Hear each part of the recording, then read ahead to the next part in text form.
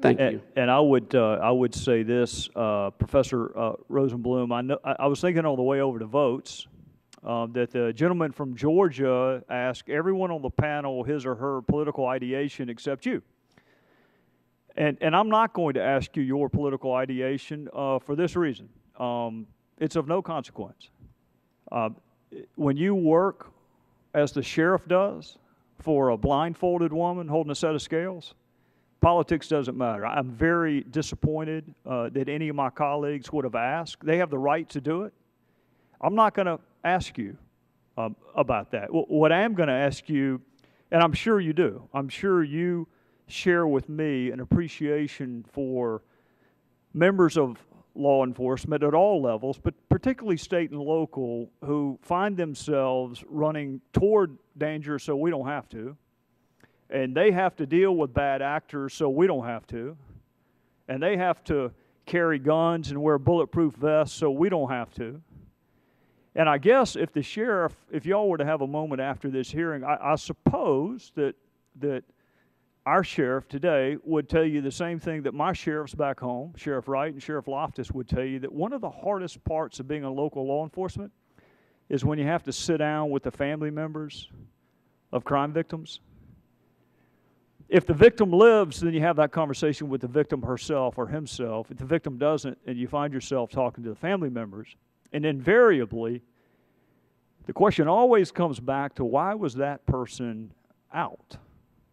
They were out on bond when they committed the crime. They want to know, why was the person out? If the person should have been deported and was not, they want to know, why was the person here?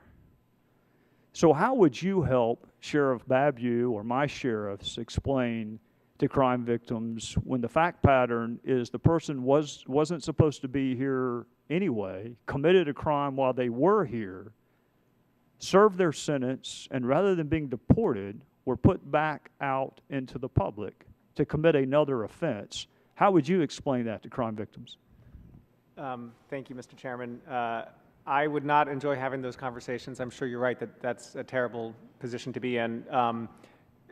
You know, on this whole question of the convicted criminals being released, I find that I haven't studied those data like Ms. Vaughn has, but I think we all can agree that a plain reading of both the 2010 enforcement priorities and the 2014 enforcement priorities says that people who've been convicted of serious crimes are the executive branch's top enforcement priority. So, do you consider domestic violence to be a serious crime? I believe that domestic violence crime would be in the top priority category on both the 2010 and 2014. Certainly in 2010 it was. I mean, I see your counsel shaking her head. I may be wrong about 2014. It may be in the second category in 2014. Well, what I found surprising was the comprehensive Senate immigration plan that so many of my colleagues on the other side fell in love with. You can actually be convicted of domestic violence and still remain on a path to citizenship. I find that almost impossible to believe. Let me ask you this about law enforcement. Who investigates most homicide cases in the United States? I'm sure that's state and local police. Who investigates most robbery cases? I'm sure as well. Who investigates most domestic violence cases? State and locals. Who investigates most adult sexual assault cases? I'm sure that's also state and locals. Who investigates most child sexual assault cases? State and locals. Who patrols the interstate even though it is inherently interstate and therefore impacts interstate commerce? Who patrols that? That would also be state and locals. Who went door to door after the Boston bombing along with the Bureau and the ATF? State and locals. Who provides security to the very same colleagues who don't want and don't trust local law enforcement to enforce our immigration laws? Who provides security for them when they're back in their district having their town halls and their public events? State and locals.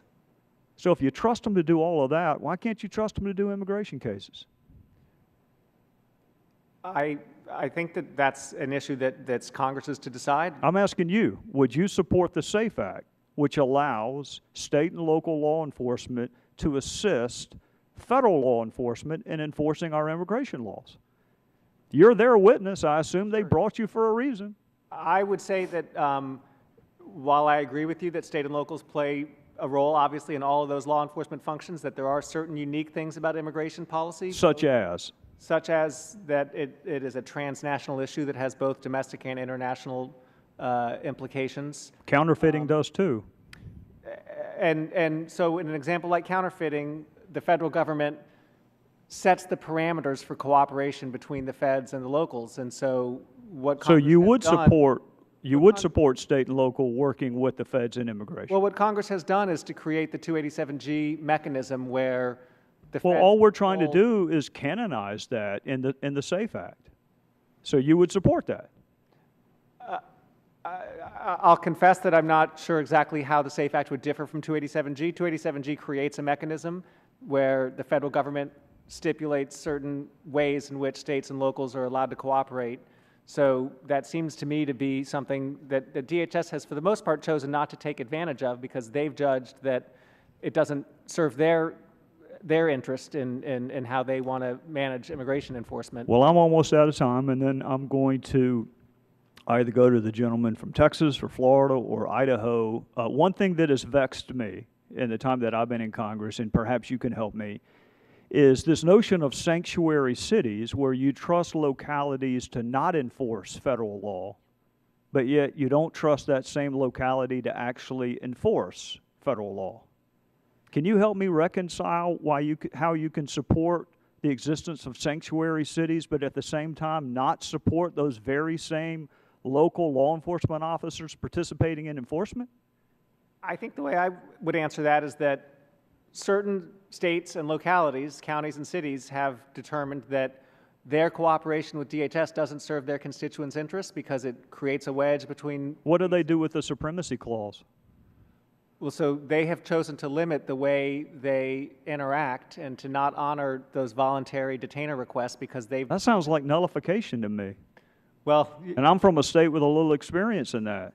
That's true. So this is not an area where I've got legal expertise, but I would say that you know, the great majority of localities have cooperated with ICE detainer requests. I get that, but some have not, and they are heralded as sanctuary cities like that as some title to be aspired to, and I don't know what your next law review article is going to be, but I would love it if somebody could explain to me why you trust local actors to decide not to enforce federal law, but you don't trust those same local actors to actually enforce federal law. Well, those other jurisdictions are enforcing by that definition. The gentleman from Texas, Mr. Radcliffe.